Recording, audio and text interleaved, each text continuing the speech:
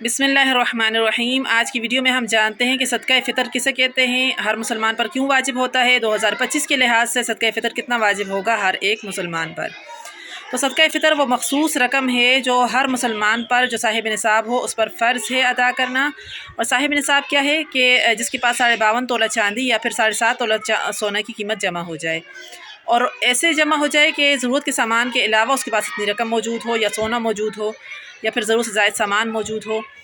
तो जो है आजकल ये निसाब 1,63,540 रुपये बनता है। अगर इतनी रकम किसी के पास मौजूद है तो उस पर सदका फ़ितर वाजिब हो जाता है।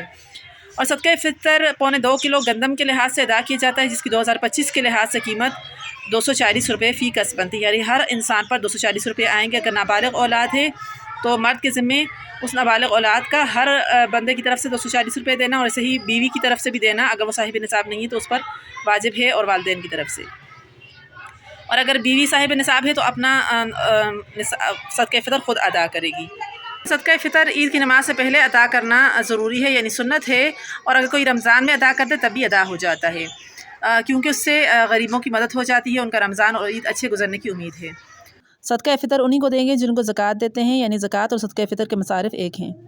वीडियो को लाइक शेयर करना और चैनल को सब्सक्राइब करना ना भूलिएगा। शुक्रिया। अस्सलाम वालेकुम।